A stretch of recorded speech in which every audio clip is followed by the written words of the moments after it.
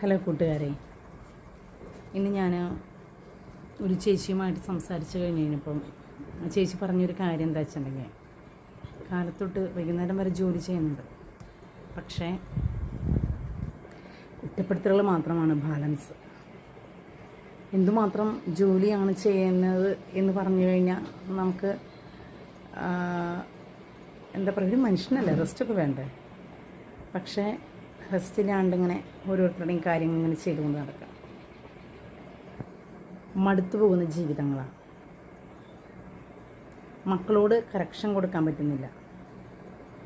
അതായത് മക്കൾ എന്തെങ്കിലും ചെയ്യാൻ പറയുമ്പോൾ അവരെ ആക്രോശിച്ചുകൊണ്ട് അമ്മയുടെ അടുത്തേക്ക് ഓടിയെടുക്കുന്ന ഒരു ഒരു രീതിയാണ് അവരുടെ വീട്ടിൽ. അപ്പോൾ ജീവിക്കണ്ടേ, അതുകൊണ്ട് ജീവിക്കുക, അങ്ങനെ ജീവിതം നീക്കുന്ന ഒരുപാട് പേര് നമുക്ക് ചുറ്റുമുണ്ട്. താൻ പറയുന്ന കാര്യങ്ങൾ സ്വീകരിച്ചുകൊണ്ട് മുന്നോട്ട് വരാനായിട്ട് കുട്ടികൾ തയ്യാറാകുന്നില്ല. ഇതിന് ഒരു പരിഹാരമേ ഉള്ളൂ. കുഞ്ഞുങ്ങൾ വളരുമ്പോൾ അവരെ കൊണ്ട് എന്തെങ്കിലുമൊക്കെ ചെയ്യിച്ച് പഠിപ്പിക്കുക. കാരണം നമ്മൾ പറയും അവർ കുട്ടികളല്ലേ എന്നുള്ള ആ ലെവലിലാണ് നമ്മൾ സംസാരിക്കുക. പക്ഷേ ഈ കുട്ടികൾ തന്നെയാണ് വളർന്നു വരുന്നത്. ഈ വളർച്ചയുടെ കാലഘട്ടത്തിൽ അവരെ പഠിപ്പിക്കേണ്ട ചുമതല നമുക്കുള്ളതാണ്. രണ്ടാമതായിട്ടുള്ള ഒരു കാര്യം എന്ന് പറയുന്നത്, വീട്ടിൽ സംസാരമില്ല.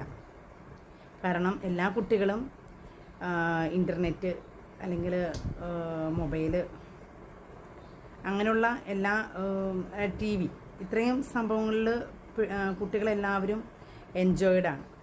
അപ്പം അന്നേരം അവിടെ ഒരു സംസാരിക്കാനുള്ള ഒരു സ്പേസ് നഷ്ടപ്പെടുകയാണ്. എങ്ങനെയാണ് ഓരോ കുട്ടികളും പലതിലും ചെന്ന് ചാടുന്നത്? എങ്ങനെയാണ്? കാരണം അവർ മൊബൈൽ അഡിക്റ്റാണ്. ഈ മൊബൈൽ അഡിക്റ്റ് ആവുന്ന സമയത്ത് അതിൽ നിന്ന് ഒരുപാട് കാര്യങ്ങൾ ഈ കുട്ടികളുടെ തലയിലേക്ക് ചെല്ലുകയാണ്. കഴിഞ്ഞ ദിവസം ഒരു 15 വയസ്സുകാരിനെ 14ഉം 13ഉം വയസ്സുള്ള 2 കുട്ടികൾ തമ്മിൽ പീഡിപ്പിച്ചു. അത് 11 വയസ്സുകാരനാണ് മൊബൈലിൽ എടുത്തത്. എങ്ങനെയാണ് നമ്മുടെ കുട്ടികൾ വഴിതെറ്റുന്നത്? നമ്മൾ തന്നെയാണ് കാരണക്കാർ. നമ്മുടെ മക്കൾ മൊബൈലെടുത്ത് ഇത്ര സമയം ഉപയോഗിക്കണം, അല്ലെങ്കിൽ ഇത് മാത്രമേ കാണാൻ പാടുള്ളൂ എന്നുള്ളത് നമ്മളാണ് നിശ്ചയിക്കേണ്ടത്. നമ്മൾ തടയിടാത്തോടത്തോളം കാലം നമ്മുടെ കുഞ്ഞുങ്ങൾ നമുക്ക് ഏറ്റവും വലിയ എന്താ പറയുക, അടിയുടെ അവസ്ഥയിലേക്ക് കടന്നു ചെല്ലുന്ന രീതിയായി മാറും. അതുകൊണ്ട് ഉണർന്നിരിക്കാനുള്ള സമയമൊക്കെ ആയി. എല്ലാവരും ഉണരണം, ലഹരി പുറത്താക്കണം. അതാണ് ഇപ്പം നമ്മൾ ചെയ്യാനുള്ള ഏക മാർഗം.